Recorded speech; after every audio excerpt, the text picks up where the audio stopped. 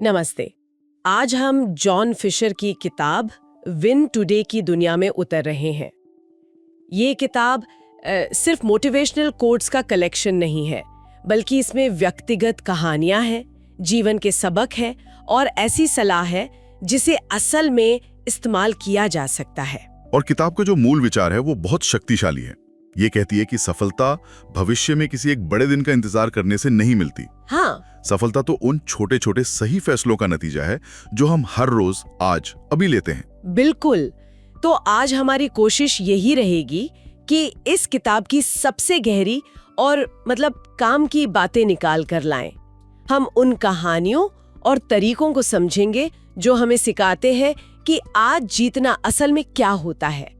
तो चलिए इस विचार की परतें खोलते हैं कि रोजमर्रा की छोटी छोटी आदतें कैसे हमारी जिंदगी में बड़े बड़े बदलाव ला सकती हैं। बिल्कुल। किताब की शुरुआत ही एक बहुत दमदार विचार से होती है, महात्मा गांधी के एक उद्धरण से। हाँ, भविष्य उस पर निर्भर करता है कि आप आज क्या करते हैं। बिल्कुल।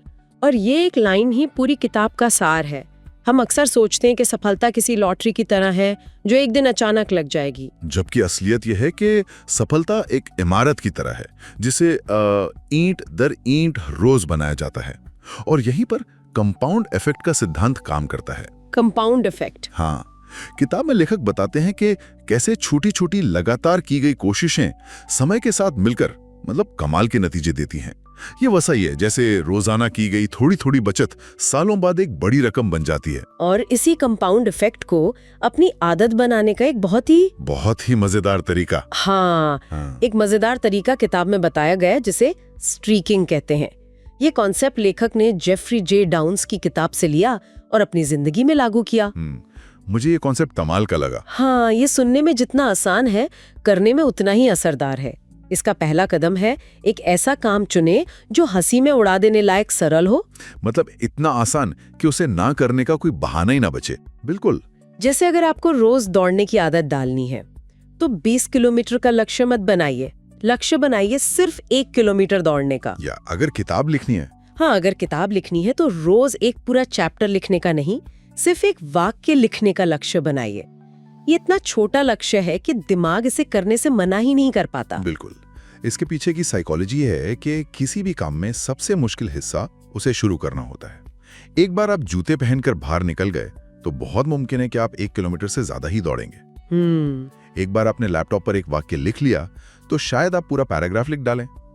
ये गति बनाने का एक मनोवैज्ञानिक हैक है। और इसका दूसरा कदम भी बहुत जरूरी है। अपनी स्ट्रीक को कहीं लिखें, एक जर्नल में या कैलेंडर पर रिकॉर्ड रखना। हाँ, लेखक कहते हैं बिना रिकॉर्ड के कोई स्ट्रीक नहीं होती। जब आप कैलेंडर पे लगातार 10, 20, 50 क्रॉस के निशान देखते हैं तो उस चेन को तोड़ने का मन नहीं करता। और तीसरा कदम है इसे किसी समुदाय या ग्रुप के साथ शेयर करना। यहाँ मैं एक बात जोड़ना चाहूंगा। समुदाय या ग्रुप का साथ बहुत ताकत देता है, इसमें कोई शक नहीं, लेकिन इसमें एक छोटा सा खतरा भी है। कैसा खतरा? कभी कभी बाहरी लोगों का दबाव जुनून की जगह तनाव पैदा करने लगता है। इसलिए जरूरी है कि आप ऐसा ग्रुप चुने जो आपको सपोर्ट करे, जज ना करे। असली प्रेरणा अंदर से आनी चाहिए, बाहर के दिखावे से नहीं। ये बहुत जरूरी बात है। लेखक ने इसी तरीके से 570 दिनों में 1476 मील की जॉगिंग पूरी की। ये हर रोज एक छोटा कदम उठाने की ताकत है। लेकिन सिर्फ आदतें बना लेना ही काफी नहीं है ना? नहीं, बिल्कुल नहीं। मुश्किल समय में टिके रहने के लिए एक मजबूत मानसिकता भी चाहिए। सही कहा। और यहीं पर किताब की कहानियां हमें प्रेरित करती हैं। आदतें आपको रोज चलाती हैं, लेकिन लगन और विश्वास आपको तब खड़ा रखते हैं जब सब कुछ आपके खिलाफ हो। इस सिलसिले में लेखक के लॉ स्कूल में दाखिले की कहानी तो कमाल की है। हाँ, वो तो है। जब उन्होंने अप्लाई किया तो असिस्टेंट डीन ने साफ साफ कह दिया कि 16 सीटों के लिए 3600 लोग हैं, तुम्हारा कोई चांस नहीं है। ये सुनकर तो किसी का भी दिल टूट जाएगा। और ज्यादातर लोग यहीं हार मान लेते। वो सोचते ठीक है, किस्मत में नहीं था। लेकिन कहानी में असली मोड़ यहीं आता है। बिल्कुल। लेखक ने हार नहीं मानी। स्कूल शुरू होने से 3 दिन पहले वो अपने घर से उस शहर पहुंच गया जहां वो स्कूल था, और अगले 3 दिन तक रोज सुबह 8 बजे, हाँ, रोज सुबह 8 बजे सूट टाई पहनकर डीन के दफ्तर की लॉबी में बैठ जाता। हर बार सेक्रेटरी कहती डीन साहब व्यस्त हैं, और वो शालीनता से कहता कोई बात नहीं, मैं इंतजार करूंगा। और वो घंटों बैठा रहता। सोचे, ये सिर्फ जिद नहीं है, ये एक तरह का मौन प्रदर्शन है। वो अपने एक्शन से डीन को बता रहा था कि ये मेरे लिए सिर्फ एक कॉलेज नहीं है, ये मेरा सपना है और मैं इसके लिए कुछ भी करने को तैयार हूं। और तीसरे दिन जब वो पूरी तरह नाउम्मीद हो चुका था, सेक्रेटरी ने उसे अंदर बुलाया। डीन ने उसे देखा और कहा, हमारे पास तुम्हारे लिए कोई सीट नहीं है। और फिर? लेकिन मैं तुम्हारे लिए एक सीट बना रहा हूँ। एक पल में उसकी दुनिया बदल गई। लेकिन यहाँ एक सवाल उठता है, क्या ये सलाह थोड़ी खतरनाक नहीं है?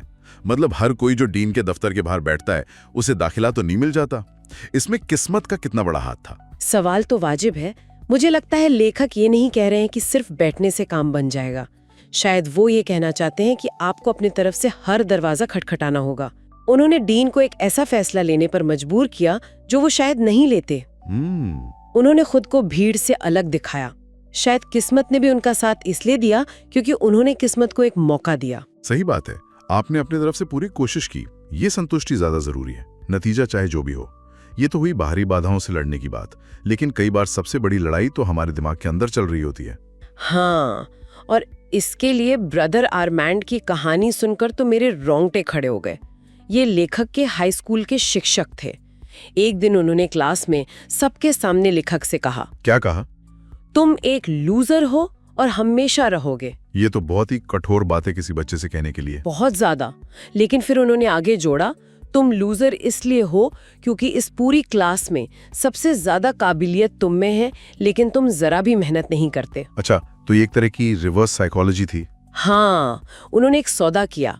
अगर तुम अगले एग्जाम में जी जान लगाकर पढ़ो और फिर भी फेल हो जाओ तो मैं तुम्हें कभी परेशान नहीं करूंगा। एक तरह से चैलेंज किया। बिल्कुल। लेखक ने, जो हमेशा खुद को बेवकूफ समझता था, थोड़ी बहुत पढ़ाई की।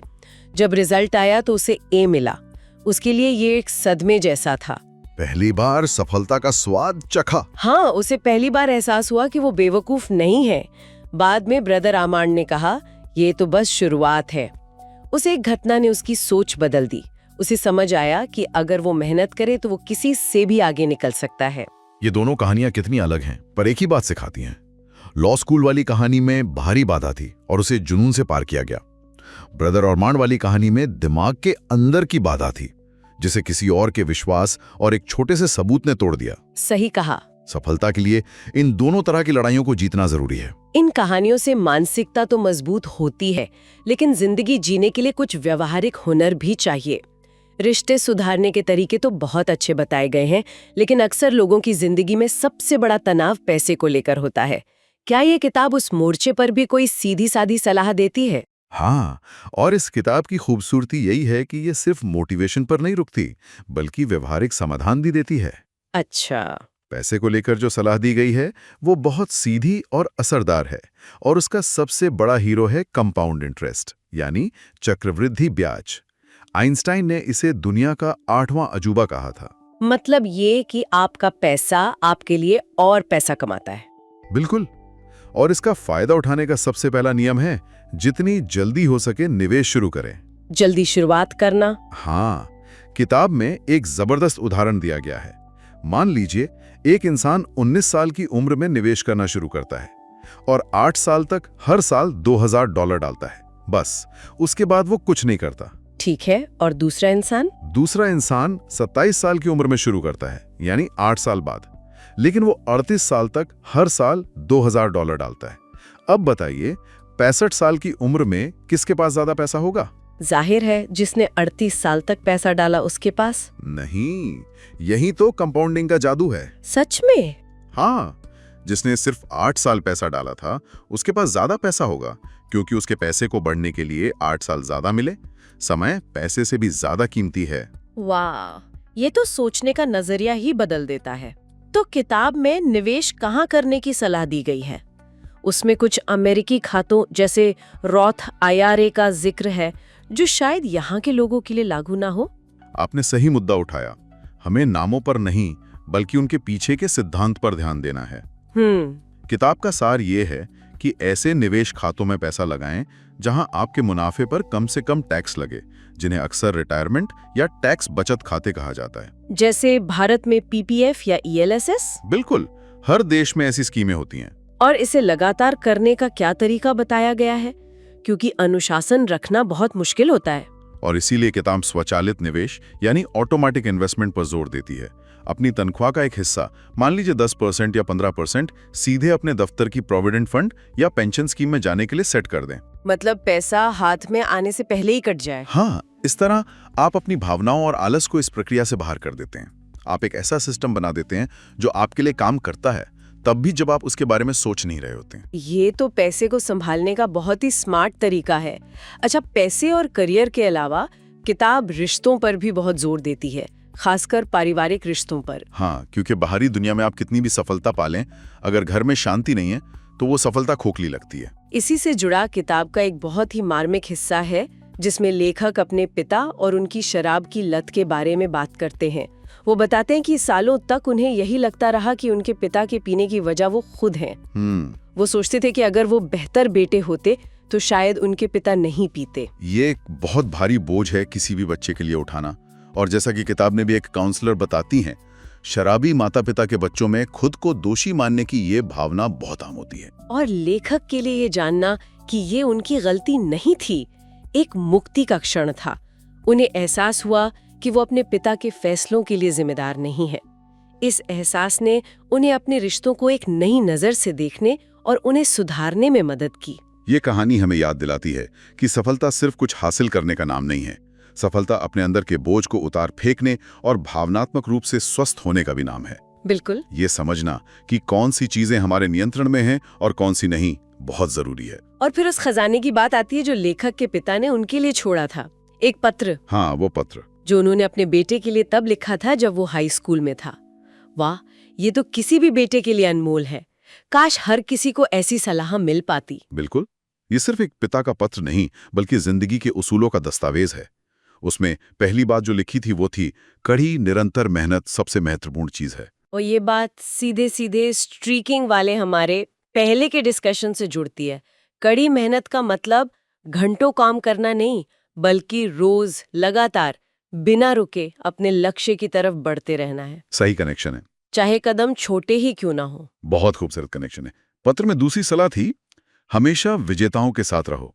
इसका मतलब उन लोगों की संगत में रहना है जो आपको ऊपर उठाते हैं, आपको बेहतर बनने के लिए प्रेरित करते हैं। ये बात हमें उस लॉ स्कूल के डीन की याद दिलाती है। लेखक ने खुद को एक विजेता की तरह पेश किया और डीन, जो खुद एक विजेता थे, उन्होंने उसे विजेताओं के बीच जगह दे दी। और तीसरी सलाह असफलता के बारे में थी। पिता ने लिखा, मजबूत इंसान असफलताओं का सामना करता है, उनसे सीखता है और उन्हें आगे बढ़ने की सीढ़ी बना लेता है। मतलब गिरना समस्या नहीं है, गिरकर पड़े रहना समस्या है। बिल्कुल। और आखिर में शेक्सपियर का वो अमर वाक्य, सबसे बढ़कर अपने प्रति सच्चे रहो, तब तुम किसी के प्रति झूठे नहीं हो सकते। अपनी कीमतों और उसूलों पर टिके रहो। ये पत्र दिखाता है कि असली विरासत सिर्फ पैसा या जायदाद नहीं होती। असली विरासत होती है मूल्य और बुद्धिमत्ता, जो एक पीढ़ी दूसरी पीढ़ी को देती है। तो इन सब कहानियों, सलाहों और विचारों का निचोड़ क्या है? अगर हम सब कुछ समेटें तो जॉन फिशर की विन टुडे हमें यही याद दिलाती है कि एक अच्छी, सफल और सार्थक जिंदगी किसी जादुई दिन का इंतजार करने से नहीं बनती, नहीं, बल्कि रोज के छोटे छोटे सोच समझकर उठाए गए कदमों से बनती है। बिल्कुल। इसके मुख्य स्तंभ हैं छोटी आदतों में निरंतरता की शक्ति, मुश्किलों में टिके रहने वाली मानसिकता, रिश्तों और पैसे जैसे व्यावहारिक क्षेत्रों में ठोस हुनर का होना, और सबसे ऊपर उन मूल्यों को समझना जो एक अच्छी जिंदगी की नींव होते हैं। किताब में बहुत कुछ है, लेकिन सार यही है कि हमारे पास अपनी जिंदगी को बेहतर बनाने की ताकत है, और वो ताकत कल में नहीं बल्कि आज और अभी में है। किताब में जीवन को बेहतर बनाने के लिए ऐसे 17 सिद्धांत दिए गए हैं, जैसे हर पल के लिए जियो, गलतियां करो, अपने साथियों से ज्यादा मेहनत करो। तो इस चर्चा के अंत में हम अपने श्रोताओं के लिए एक सवाल छोड़ना चाहेंगे। अगर आज आपको इन 17 सिद्धांतों में से सिर्फ एक को अपनी जिंदगी में पूरी तरह से उतारना हो, तो वो कौन सा होगा? और उस एक सिद्धांत को जीने के लिए आपका पहला हंसी में उड़ा देने लायक सरल काम क्या हो सकता है, जिसे आप आज अभी शुरू कर सकें?